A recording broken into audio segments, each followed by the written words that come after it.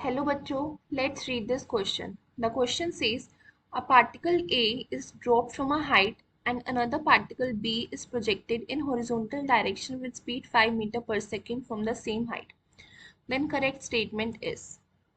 So the key concept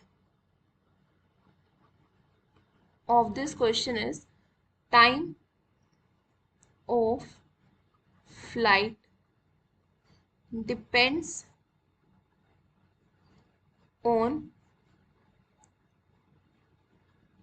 vertical velocity.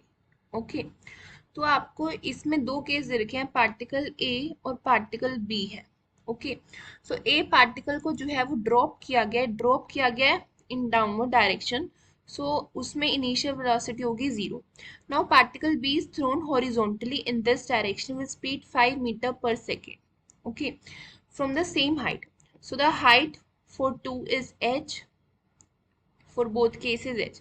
तो हमें बताना है कि टाइम ऑफ फ्लाइट जो है, टाइम ऑफ फ्लाइट मतलब कि जैसे ऑप्शंस में गिवन है particle A will reach ground first और particle B will reach ground first, या दोनों साइमल्टेनियसली पहुंचेंगे.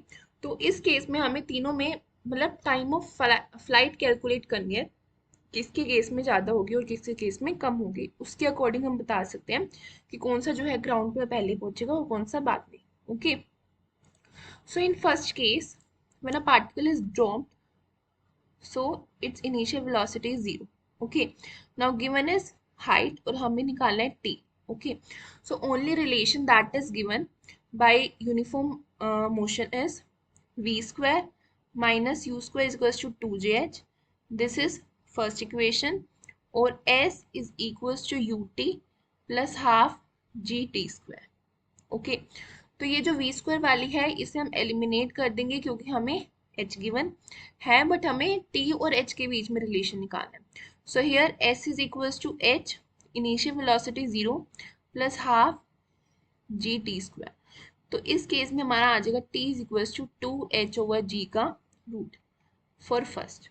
नाउ फॉर सेकेंड केस में जब पार्टिकल को हॉरिजॉन्टली फेंका गया विद 5 मीटर पर सेकेंड, तो इसमें हमारी ux तो है 5 metre per second, but here uy is equals to 0 because vertical velocity is 0, and we will apply this equation s is equals to ut plus half gt square in y direction because we have to calculate how much time it will take to reach ground. So that is in y direction motion.